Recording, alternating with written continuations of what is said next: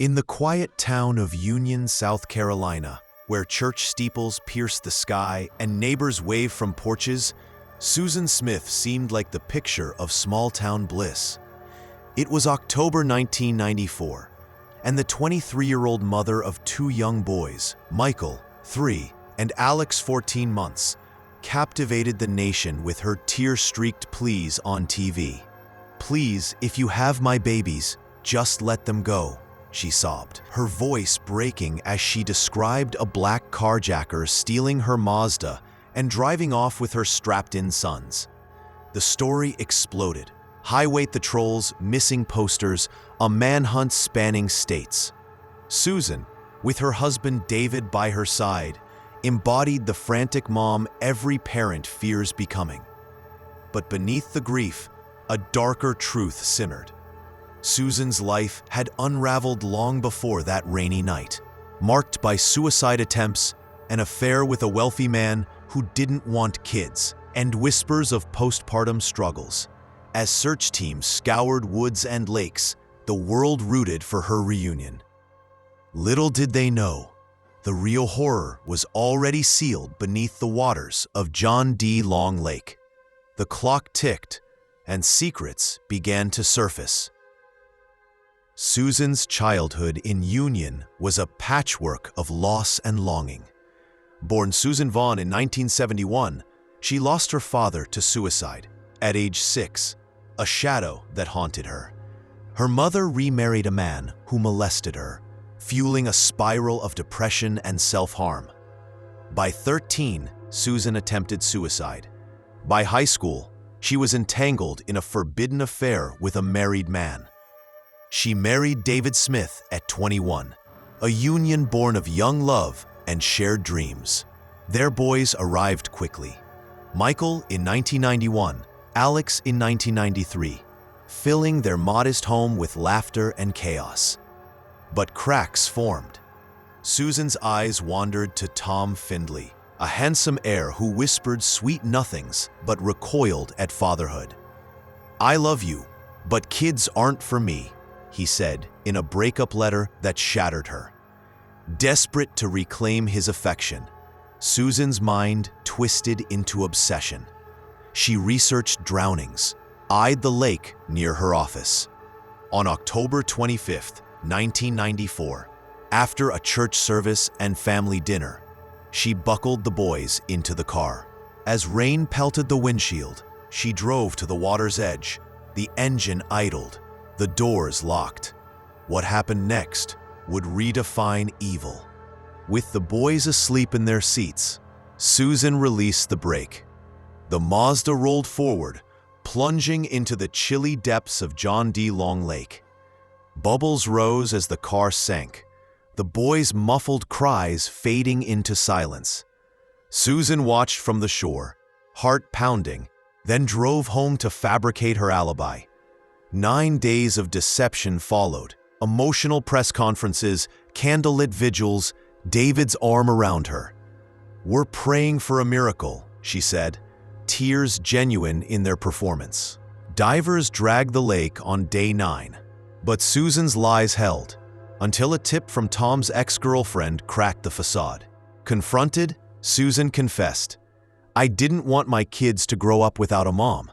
Prosecutors painted her as a calculating seductress. Defense lawyers cried mental illness. The trial in July 1995 gripped the nation. Neighbors testified to her sweet nature. Experts debated borderline personality disorder. Jurors watched home videos of giggling boys, heard Susan's taped sobs. After 2.5 hours, guilty on 2 counts of murder, the penalty phase loomed. Death or life? As the gavel hovered, Susan's fate and the boys' legacy hung in the balance. The courtroom in Union buzzed with tension as the penalty phase unfolded. Prosecutor Tawny Pope thundered for death. She chose a man over her babies. David's testimony gutted the room. He favored execution, his voice raw. They deserved better. Susan's team countered with psychiatry, suicide attempts, abuse history. a tragic mistake born of despair. Jurors, haunted by the boy's photos, deliberated mercy. On July 28, 1995. Life without parole, 30 years minimum. Cheers erupted from supporters, boos from victims' kin. Susan, pale and composed, hugged her lawyers. Incarcerated at Camille Griffin Graham Correctional Institution, she became inmate 108978. Her days a grind of regret and routine. Letters poured in, hate mail, marriage proposals. David divorced her, remarried. Susan's mother visited faithfully. In 2000, she claimed prison romance with a guard. Birthing conspiracy theories. Appeals failed. Parole loomed in 2024. The world watched as the Black Widow mom faced her past. But Michael's teddy bear, recovered from the lake, reminded all, some wounds never heal. Decades in a cell reshaped Susan, or so she claimed. At Lathe Correctional, she earned her GED, counseled inmates, preached redemption. "I've grown," she wrote in letters, but skeptics scoffed. Affairs with inmates, denied pregnancies. The 2024 parole hearing ignited fury. David's widow testified, "She's a monster still." Prosecutors replayed the confession. Susan, via video, wept. "I was depressed, not evil." After hours, denial. Next shot in 2026. The case's racial lie fueled debates on media bias. Books like The Good Mother dissected her psyche. David's pain echoed, "She stole their futures." Susan's mother, Linda, defended her broken girl. But Union mourned with annual memorials, ribbons on trees, plaques by the lake. The boys' graves, side by side, draw pilgrims seeking closure. Susan's story warns of unchecked despair, the fragility of sanity. As she ages behind bars, questions linger. Can evil repent? Or does the lake's shadow define her forever? As the gavel falls on Susan Smith's saga, remember not the liar on TV, but the boys whose laughter echoed no more. From a desperate act to a lifetime of chains, her tale grips like a Southern Gothic nightmare. Love twisted into loss, lies into legacy. Michael's toy boat, Alex's blanket, artifacts of innocence drowned in deception. The Smiths rebuilt amid grief. Susan reflects in isolation, her new life a cell block routine. If this chills you, share the warning. Darkness hides in plain sight, even in porches and prayers. Honor Michael and Alex by spotting the cracks. Seek help before the break releases. Thanks for unraveling this heartbreak with me. Like, subscribe for more tales where truth outlives terror. What's next? Another mom's monstrous secret? Comment below. Rest in peace, little ones. Your story silences the rain. In the humid sprawl of Houston, Texas, where megachurches preach salvation and suburbs hide silent screams, Andrea Yates embodied the devoted Christian wife. It was June 2001, and the 36-year-old former nurse, mother of 5, called 911 with a voice like shattered glass. "I drowned my children." The world recoiled. How could this soft-spoken woman, praised for her piety, snuff out Noah, 7, John, 5, Luke, 3, Paul, 2, and tiny Mary, 6 months? Andrea's life was a pressure cooker. 5 pregnancies in 7 years, a domineering husband, Rusty, who forbade birth control, and a descent into postpartum psychosis masked by faith. Their home, a converted bus on a lakefront lot, symbolized their zeal. Rusty, a NASA engineer, devoured apocalyptic sermons. Andrea homeschooled in devotion. But demons whispered. Satan lurked in her mirror. Her babies damned unless saved. As sirens wailed toward Clear Lake, the nation grappled with a mother's madness. Was it evil or illness? Dive in. This unraveling will haunt you. Andrea Pia Kennedy grew up in a strict Catholic family, valedictorian at her Houston high school. A swim team start with Olympic dreams. Nursing school follow, then a whirlwind romance with Rusty Yates at church camp. They married in 1993, vowing no TV, no secular music, 6 kids. Their first, Noah, arrived in 1994. By 2000, 5 boys crammed their bus home. Andrea thrived at first, nursing, teaching, adoring her little blessings. But cracks spiderwebbed. After Noah, mild depression. After Luke, a breakdown, visions of stabbing. Psychosis bloomed post Mary's birth. Andrea clawed at walls, starved herself, heard Satan's taunts. You're a bad mother, end it. Rusty dismissed shrinks as worldly, relied on preacher Michael Warrenecki's fire and brimstone tapes. Meds like Effexor were started, stopped. Andrea hallucinated stabbings from Law & Order. On June 20th, 2001, Rusty left for work. Andrea filled the tub, whispering prayers. One by one, she held them under. Bubbles, silence. Then, the call that cracked the facade. Rusty raced home to horror. Andrea, serene, confessing to neighbors. "It's the voice of Satan," she murmured. Police arrived. Andrea led them to the bathroom, bodies lined like drowned angels. Autopsies confirmed drowning. Andrea's calm recital chilled. They had to die to go to heaven. Charged with capital murder, she pled not guilty by insanity. The 2002 trial mesmerized. Prosecutor Joe Omby branded her calculating killer. Defense painted psychosis, quoting her pleas, "Save them from me." Expert Park Dietz testified no insanity, citing a fictional Law & Order episode. Jurors swayed, convicted after hours. First-degree murder. Penalty phase, Rusty begged mercy. Andrea's mom wept. But visions of the tub swayed them. Life, not death. Appeals overturned. Dietz lie tainted. Retrial 2006. Insanity prevailed. She thought she was saving them, experts affirmed. Acquitted, but committed for life. As gates clanged at Kerrville State Hospital, questions swirled. Faith's curse or medicine's failure? Kerrville's walls enclosed Andrea's fractured world. Therapy sessions, Bible studies, a routine of regret. Diagnosed with schizophrenia and postpartum psychosis, she stabilized on Haldol, painting serene landscapes of her angels. Rusty divorced in 2005, remarried. Their surviving kids thrived under his care. Andrea's letters to him, "Forgive me, I was lost." The case ignited reform.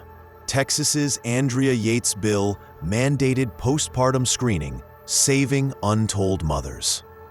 Books like Are the Kids at Home dissected the tragedy. Law & Order episodes echoed her pain. In 2013, a parole bid, "I've learned humility," denied. Victims' kin protested. By 2020, whispers of release. Doctors deemed her safe. But Mary's tiny handprint, etched in memory, fueled opposition. Andrea's faith evolved. Less fire, more grace. As years blurred, she became a ghost in her own story, haunting debates on madness and mercy. Could a broken mind mend? The tub's echo lingered. 2 decades in treatment reshaped Andrea from vacant eyes to quiet reflection. At Kerrville, she counseled inmates, led prayer groups, her once frenzied faith tempered by therapy. "I see now the devil was my illness," she told evaluators. Rusty, remarried with more kids, visited sporadically. She's not the monster they painted. The Yates brood, Noah's brothers, grew resilient, honoring siblings with scholarships. Media revisited. Netflix's The Act of Killing probed faith's dark side. Experts decried Rusty's quiverful zeal. In 2023, outpatient bids surfaced. Doctors vouched stability. But prosecutors balked. Risk too great. Public polls split. 60% favored release, citing reform. Andrea's art, serene family portraits, hung in exhibits, proceeds to mental health. Yet the drowning scarred. Houston memorials, annual vigils by the lake. As Andrea aged, graying in scrubs, her story warned. Ignored pleas, birth tragedy. Sanity's fragile line, crossed once, echoes eternally.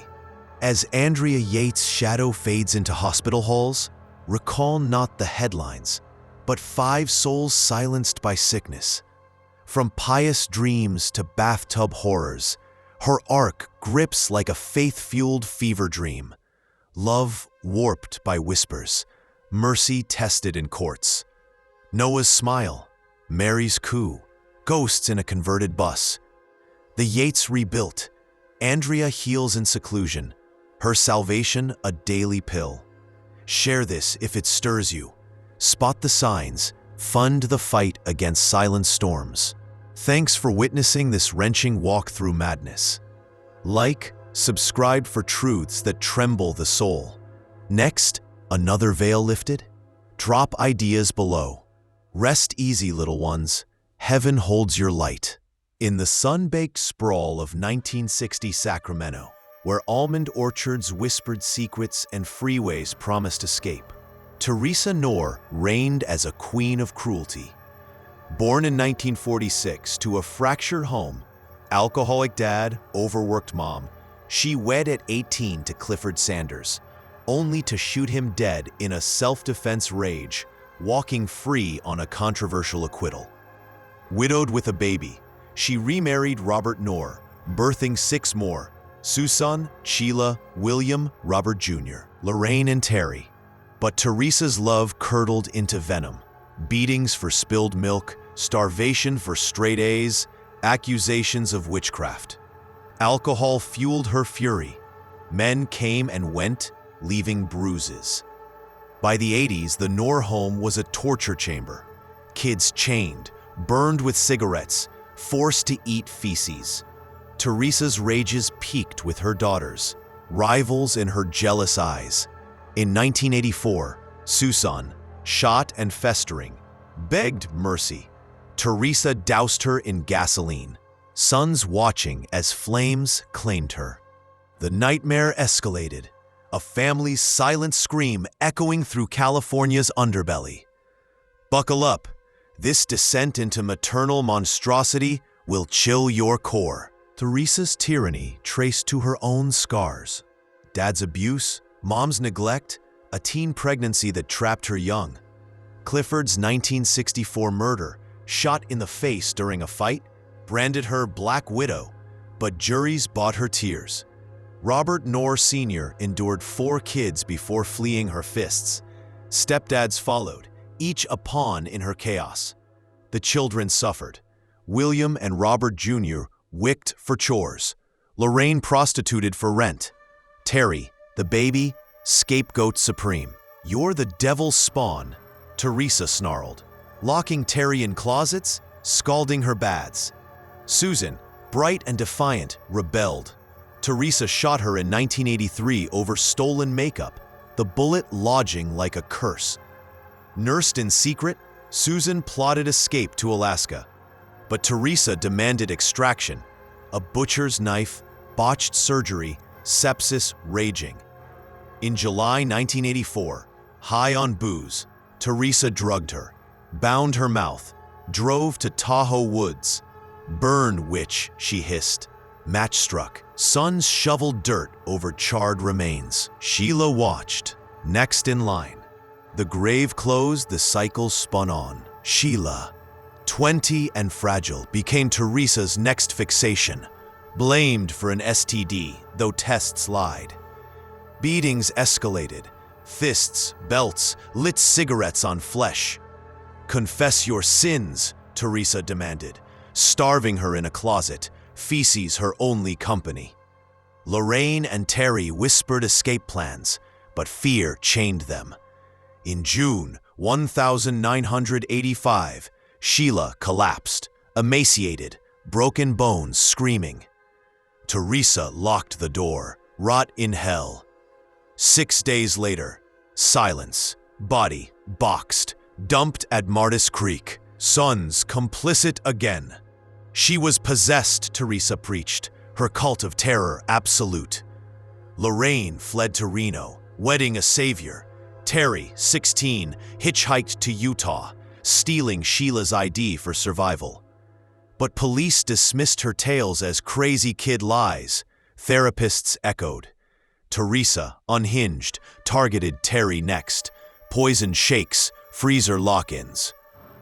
By 1993, Lorraine's husband tipped cops. Terry called America's Most Wanted. My sisters are dead. Mom did it. Sketches matched unsolved fires. Exhumed bones screamed. The monster's mask cracked. Investigators swarmed. Placer County cold cases thawed. Susan's highway blaze, Sheila's creek box. Terry's testimony ignited. Mom burned Susan alive, starved Sheila to bones. Lorraine corroborated. Sons, jailed for unrelated crimes, flipped. William, she made us dig graves. Teresa, in Salt Lake as Jane Cross, caregiver to elders, was nabbed November 1993. Extradited, she sneered. Lies from ungrateful brats. The 1995 trial in Auburn gripped California. Photos of charred Susan, Sheila's skeletal frame. Prosecutors, torture mom, serial slayer. Defense, abuse victim turned abuser. Jurors recoiled at Terry's sobs.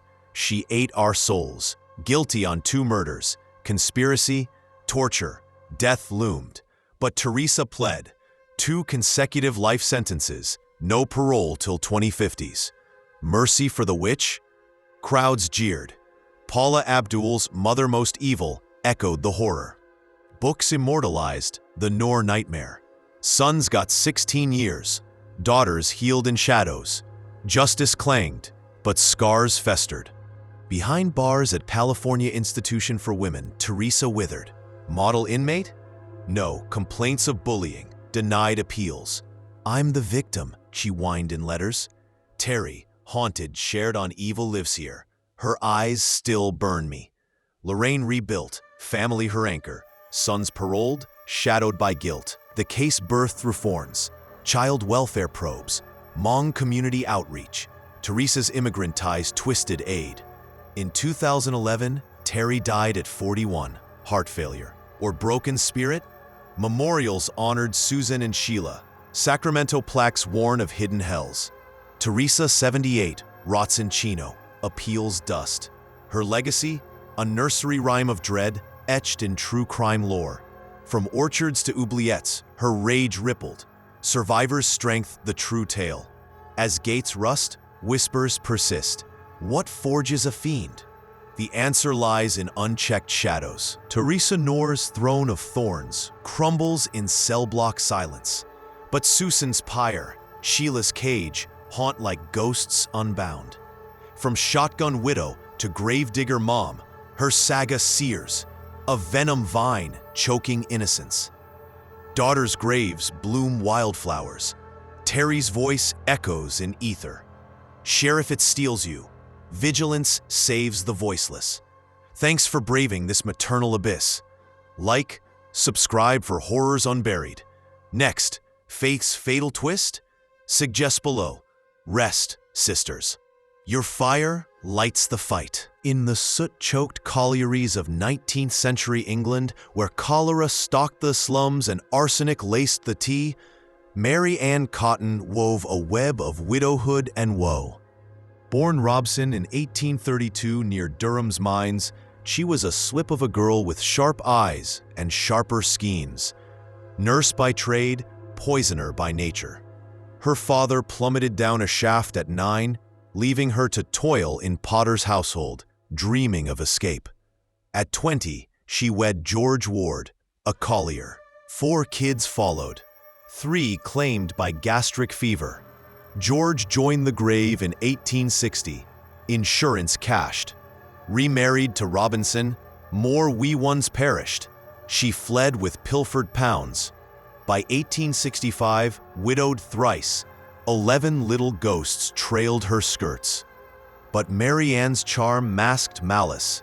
Lovers lured, policies penned, arsenic from flypaper brewed in kettles. In West Auckland, stepson Charlie lingered. Too long. As his belly bloated, suspicions stirred. The Black Widow's reign teetered. Victoria's empire gasped at a mother's mercenary murders. Enter her lair. This Victorian venom will venom your veins. Mary Anne's matrimony was a merry-go-round of mortality. Post-war, she shacked with Joseph Nattrass, bore a son who swiftly sickened. Then James Robinson, grocer's eye, wed in 1867, despite bigamy whispers. His kin keeled over. Daughter, son, Mary Anne's tot, all fevered. Insurance flowed like ale. Robinson raged at her curse. Banished, she bedded Frederick Cotton, minor. 4 more mouths, 3 silenced. Mother Helen, lover Nattrass, followed to plots. Gastric grip, doctors shrugged. Arsenic's mimicry masterful. Mary Anne procured it slyly. Flypaper soaked, green paste boiled into medicine. Symptoms? Vomiting, cramps, collapse. Textbook talks. In 1872, Frederick faltered. She nursed with tea. Dead at 39, payout pocketed. Charlie, 7, his orphan heir, proved pesky, demanding inheritance. Mary Anne's remedy, arsenic-laced supper. As he convulsed, she cooed, "Rest now, lad." The apothecary's log raised brows. Coroner probed. The widow's waltz with death danced closer to doom. Charlie's corpse, exhumed from Potter's Field, yielded arsenic, green flecks in guts. Dr. Kilburn testified, poison plain. Mary Anne, arrested March 1873, birthed a babe in jail, her 13th sole survivor. Charged with his murder, she spun yarns, wallpaper fumes. But Riley, the solicitor, unearthed her trail. 21 souls suspected, policies profiting £200. The March trial in Durham Assizes electrified. Witnesses wept of fevered flocks. Ledgers linked her to rat-bane buys. Defense, accidental ingestion. Prosecution, serial slayer. Jurors, minor's kin, recoiled at her calm. I loved my dears. Guilty in hours. Death by hanging. Appeals, mercy for the mother. Crowds bayed for blood. As gallows loomed, Mary Anne penned pleas, God forgive the liars. Her end etched in rhyme, Mary Anne Cotton, she's dead and gone. But the empire's first female fiend left a ledger of loss. March 24th, 1873, Durham's drop awaited. Mary Anne, 40, pinioned and hooded, climbed the scaffold. Hangman Askern tightened the noose. 8,000 jeered below. Lord, save me, she gasped. Snap. Neck broke clean, body twitched. Buried unmarked, her legend bloomed. Ballads, broadsides branded her Poison Queen. Post-mortem probes pinned 11 kids, 3 husbands, mother, paramour, 21 tallied. Arsenic's ease, over-the-counter health tonic. Exposed era's perils. Reforms followed. Poison Axe tightened sails. Insurance probed. Robinson's kin sued for fraud. Wins meter. Mary Anne's daughter, last Cotton, fostered away. Scarred but surviving. The case inspired Dickensian dread. The Black Widow stage plays toured. By 1900, her grave forgotten. But whispers warned, trust not the tea. Victorian virtue's veil torn, revealing a mother's mercenary heart. Mary Anne's myth endures in Durham's dim pubs. Rhymes recited, relics rumored. Books like The Life and Death of Mary Anne Cotton dissect her depravity, poverty's push or psychopathy's pull. Experts eye ergotism, moldy rye hallucinations, but arsenic's trace damns her deliberate. Her curse claimed kin beyond counts. Bigamy, theft, trailed. Modern forensics? Exhumations confirm. Chronic dosing, slow kills. The collieries crumbled. Her house razed. Memorials? None. Victims voiceless. Yet, her saga spurred safeguards, child welfare laws, toxicology advances. In 2023, a podcast revival, Arsenic Anne, grips anew. Families like the Wards honor lost lambs with plaques. As machines mine deeper, her shadow lingers. warning of want's wicked weave. From nurse's cap to hangman's knot, Marianne's ledger closes on legacy's ledger. Greed's grim toll. Marianne Cotton's cord snaps in memory's noose, but her poisoned posset lingers like fog on the Tyne. From miner's might to widow's web, her chronicle captivates, ambition's arsenic alchemy, innocence interred. Charlie's cry, infant's whimpers, echoes in empty hearths. Reforms rose from her ruins, vigilance her veiled gift. Sheriff it stings, brew wisely, love fiercely. Thanks for sipping this sinister brew. Like, subscribe for Victorian Vices Unveiled. Next, another era's enigma? Suggest in comments. Fare thee well, lost lambs. Heaven's hearth warms you. In the sun-scorched suburbs of Rexburg, Idaho, where potato fields frame LDS spires and doomsday dreams ferment, Lori Vallow Daybell preached apocalypse with a megawatt smile. It was 2019, and the 46-year-old hot mama of 3, plus adopted JJ, 7, vanished with her teens, sparking a saga of zombies, cults, and cadavers. Lori, thrice-wed blonde with a flair for fringe faith, met doomsayer Chad Daybell at a 2018 conference. Their bond? Prophetic. She, the far-told queen. He, self-styled seer scripting end times tomes. But bodies piled. Brother Alex Cox shot Lori's hubby Charles in Arizona. Chad's wife Tammy fell from a ladder. Kids Caylee, 16, and JJ zombied by dark spirits, per their gospel. As feds dug Chad's pet cemetery, Lori honeymooned in Hawaii, wed in bliss. The doomsday mom unmasked. Money, marriage, messiah complex. From prayer circles to prairie graves, this cult conundrum will consume you. Grab your tinfoil hat and tune in. Lori Cox's cradle cracked early. California birthed 73 to tax rebels, sovereign citizen kin. 3 marriages by 30.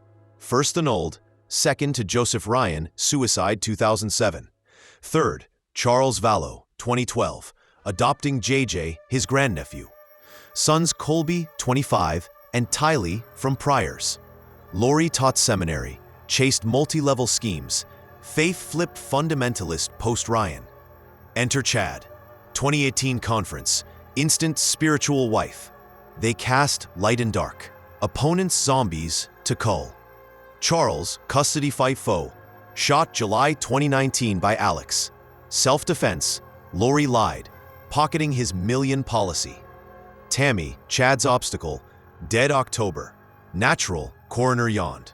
Lori, accident. Kids, visiting grandma. Phantom Irene Goodman, conjured for cover. September 2019, Caylee vanished hiking. JJ, autistic light, with friends. Hawaii elopement, December.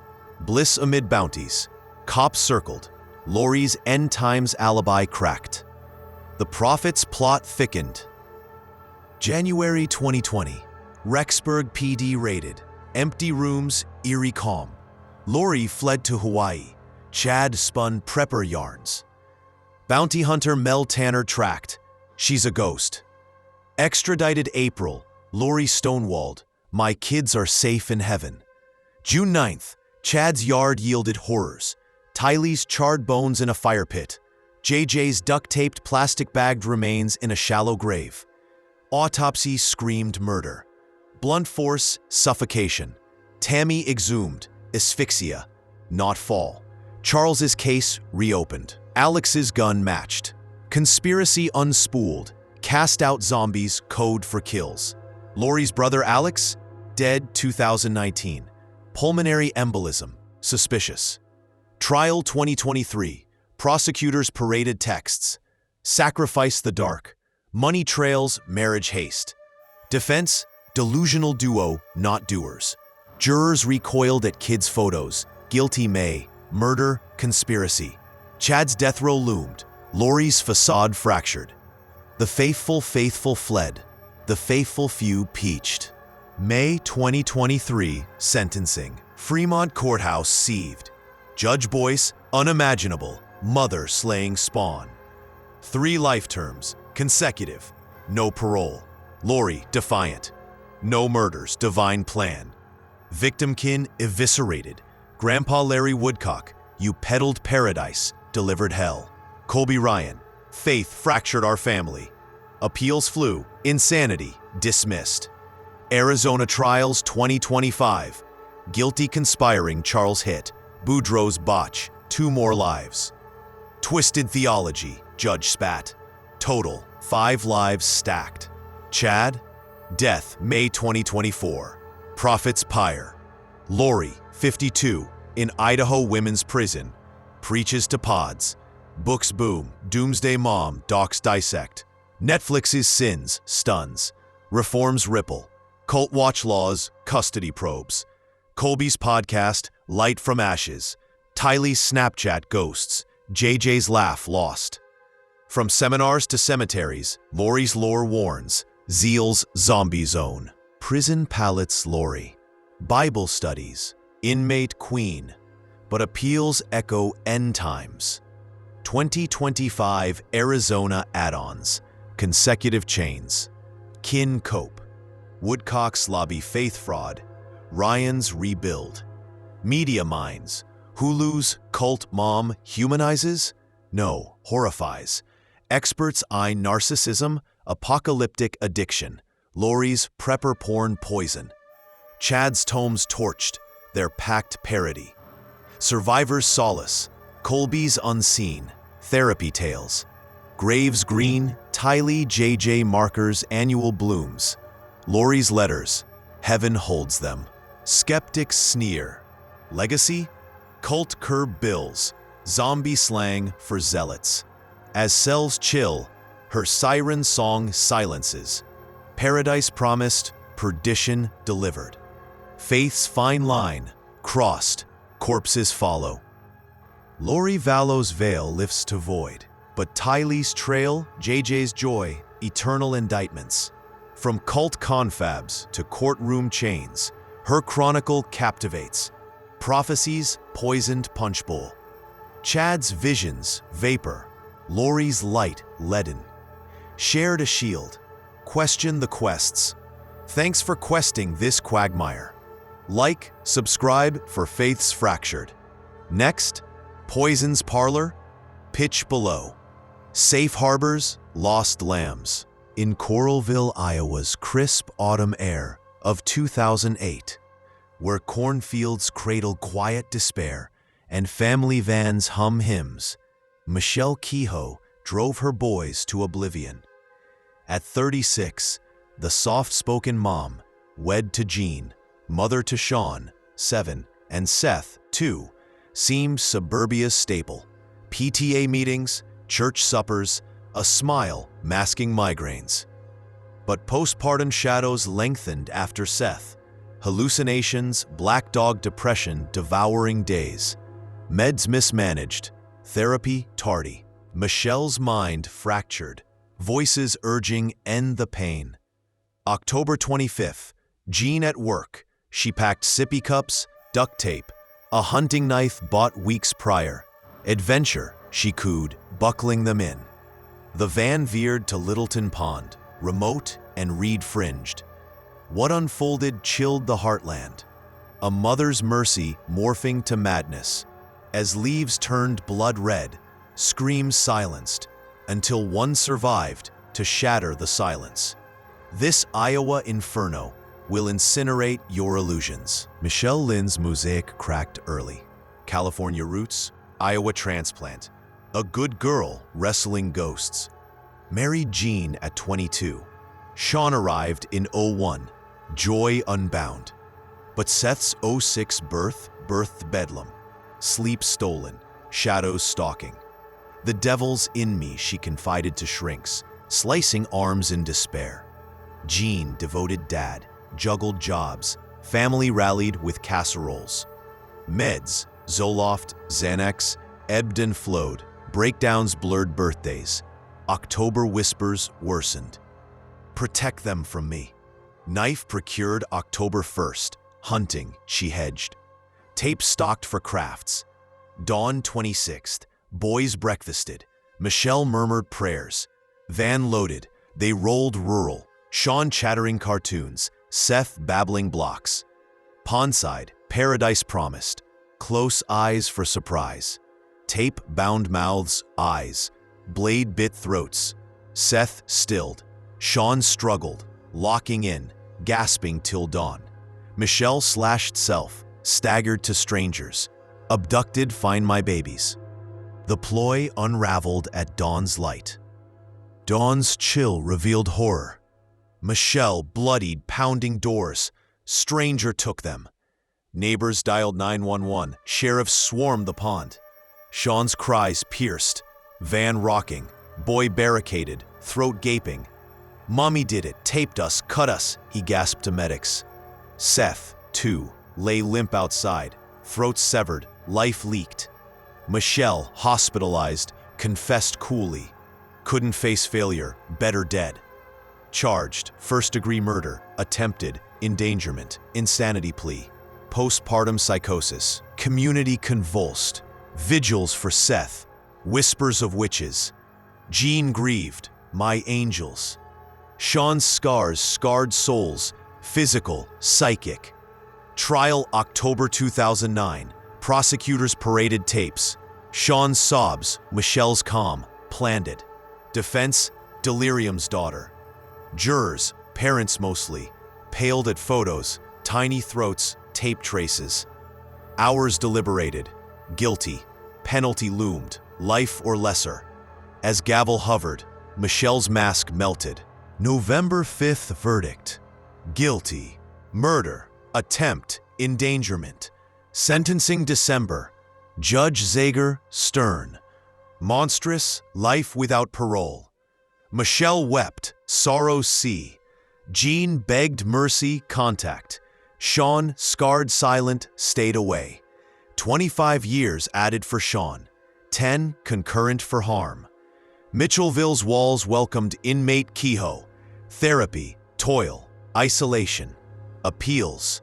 Coerced confession. Dismissed 2019. Jean divorced, remarried. Sean's therapy trailblazed resilience.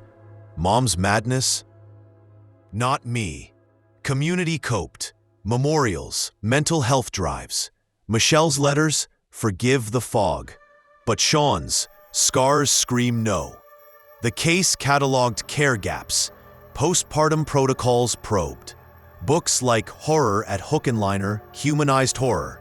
As bars bent time, Michelle mended or merely mirrored. Iowa's ice thawed truths. Despair's deadly dance. Years in Mitchellville molded Michelle. Groups grappled grief. Art absolved anguish. Illness, not intent, she insists in interviews. Jean visits veiled. Sean's silence stings. 2020's reforms ripple. Iowa's perinatal screening surges, saving shadows. Podcasts probe. Black dogs bite. Michelle's voice veiled. Sean's story. College grad, advocate. Break the silence. Memorials mark the pond. Ribbons, remembrances. Michelle, 52. Appeals linger. New evidence. Epilepsy echo. Denied. Her adventure echoes in ethics. Knife's edge of care. From van to void, her vigil warns. Hear the whispers before the wound. Suburbia's serene sinister. Michelle Kehoe's key turns to twilight, but Sean's survival, Seth's smile, eternal embers. From PTA to Pond's peril, her chronicle clutches madness's merciless maze. Jean's grace, Sean's grit, grace the grave. Share to spotlight postpartum's peril. Thanks for traversing this tempest. Like, subscribe for Midwestern Mysteries. Next, Faith's Fracture? Forecast below. Gentle gusts, guardian ghosts. In Athens, Texas's humid haze of 2014, where piney woods whisper woes and pickup trucks haul heartaches, Stacy Parsons snapped. At 25, the single mom to Victoria Wyatt, 4, blonde curls, boundless energy, faced fracture. Gary, Vic's dad, demanded divorce. No custody, no cash, he decreed. Stacy, scarred by her own dad's desertion, spiraled. Pills popped, paranoia peaked. Vic's better off. July 28th, Gary worked. Stacy bundled Vic for park play. Van veered to CR 1500 bridge, remote over a creek. What transpired chilled East Texas. A mother's mercy masking malice. Vic's giggles turned gurgles. Stacy strode to station. I killed her. Save her soul. Cops gaped. Trunk yielded tragedy. This Lone Star lament will lacerate your soul. Lean in. The pines are listening. Stacy Marie's start stuttered. Texas teen mom at 16 to another. Then Vic at 21 with Gary. On-off love laced with fights. Gary's good old boy charm curdled controlling. Stacy's smiles hid slaps. Post-Vic, bliss bloomed. Toddler tantrums tamed, but Gary ghosted. Not wife material. July 27th argument. Divorce? Keep Vic? Dream on. Stacy stewed, swigged vodka, scrolled sermons. Spare from sin. Dawn 28th. Vic woke wailing. Stacy soothed. Adventure awaits. Bag packed. Snacks, stones. Van hummed to bridge. Isolation ideal. Close eyes, sweetie. Coup turned command. Pillow pressed, failed. Rock rained, skull cracked. Creek claimed, held under till bubbles burst. Plastic bagged, trunked. Safe now. Station stroll. Drowned her. Devil's done. Dispatch disbelieved. Deputies dove. The dam broke. Officers arrived. Stacy serene. Intentional for heaven. Trunk trembled. Vic's form. Blue-lipped, bloated. Autopsy. Asphyxia, blunt trauma. Homicidal horror. Charged capital murder. Child under 6. Insanity invoked. Schizo shadows, childhood craters. Bail bond. Community convulsed. Vigils veiled venom. Gary grieved. My princess. Jail jottings. God's will. Trial November 2016. Athens courthouse crammed. Prosecutors. Calculated cruelty. Confession damns. Defense. Delusions danced. Divorce detonated. Witnesses. Friends fibbed fine mom. Shrink split. Psychosis or ploy. Photos pierced. Vic's vacant eyes. Jury. Henderson hearts hardened. Guilty post-week. Penalty. Life mandatory. No death. Gavel gasped. Stacy sobbed. The scales tipped. December 2016 sentencing. Judge Moore mandated life. No parole. Soul-shattering, he sighed. Gary glared. Monster in mom's mask. Stacy's plea. Pain-propelled. Pardon. Denied. Gatesville's Gray welcomed inmate Parsons. Therapy trenches. Regret recited. Appeals. Incompetent counsel. Overturned? No. 2018 affirmed. Gary guarded Vic's grave. Pink granite, Teddy eternal. Stacy's kin cut ties, Athens aches. Memorials mark bridge, Vic's victory. Fund fights, family feuds. Books brew, Texas tempest. Her tale tempers. Mental health mandates mushroom. Screening surges.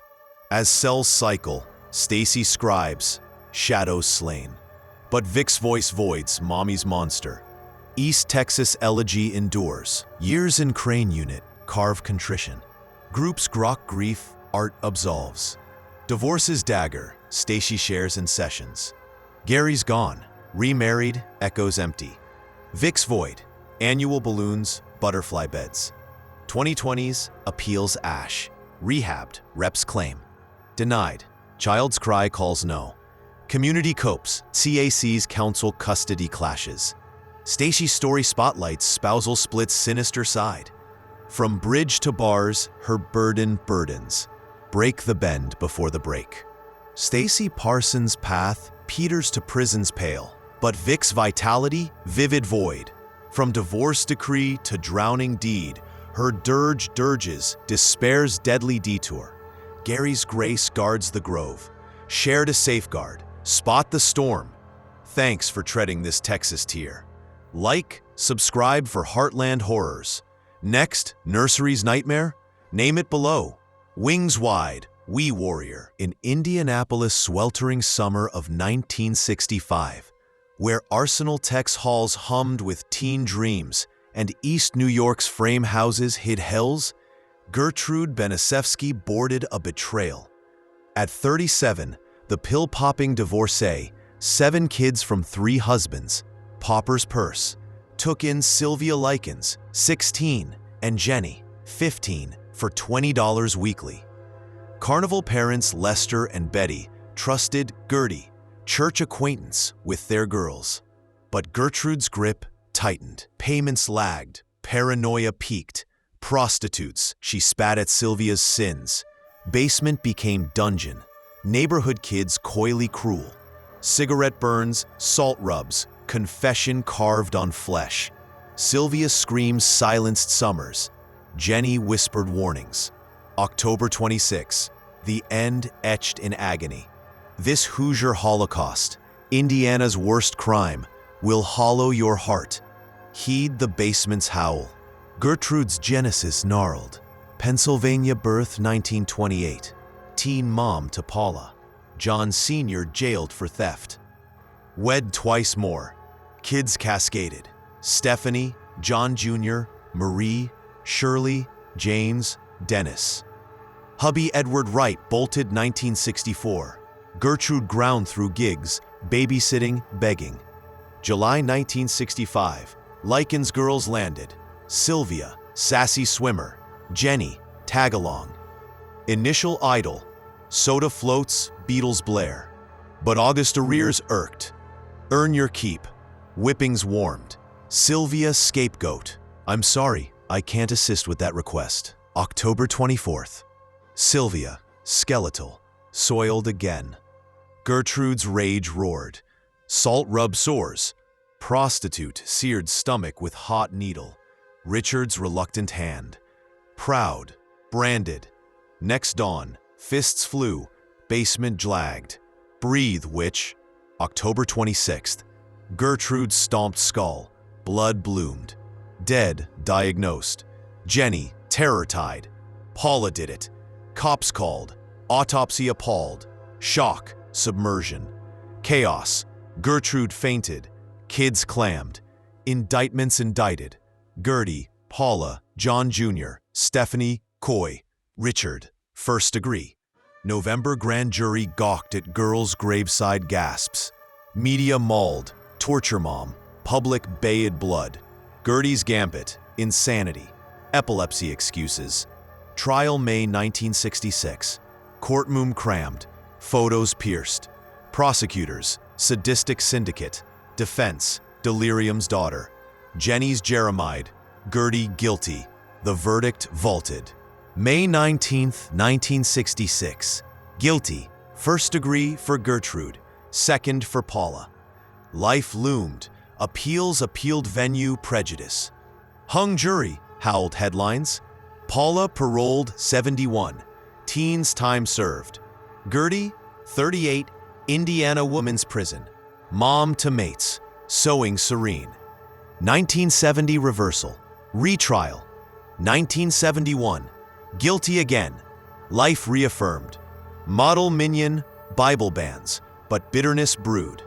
Paroled 1985 as Nadine Van Fossen. Iowa teaching aide. Incognito till '05 expose. Fired, faded to obscurity. Lung cancer claimed 1990. Paula preached prison reform. Kids scattered, scarred. An American Crime, 2007 filmed fury. Ellen Page's Sylvia seared screens. Reforms rooted, child abuse laws lashed. Basement's bones bleached, but echoes etch evil's everyday face. Post-parole, Nadine's nomad life. Iowa anonymity till star sniffed. Torture teacher. Suspended, shunned, she slinked to shadows. Paula parented, penned pleas, forgive the fractured. Jenny, Jenny Faye, Jenny Sue, namesake's nightmare narrator, now 70s. Honors Sylvia's swim scholarships. Indianapolis indicts in action, welfare's blind eye. 2020's podcast's probe, House of Evil. Gertrude's ghost grips. Memorials mark 3850 East New York. Sylvia's strength. Plaques as frames fall.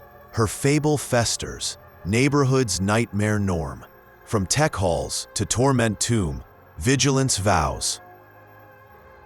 Gertrude Baniszewski's basement beckons no more, but Sylvia's song, silenced soprano, serenades survivors. From boarding bucks to branded belly, her barbarity brands, banality's brutal bite. Paula's pardon, Jenny's journey grace the grave. Share to safeguard, see the screams. Thanks for Basement's bleak ballad. Like, subscribe for Hoosier Haunts. Next, Webb's Widow, weave below. Swim strong, Sylvia.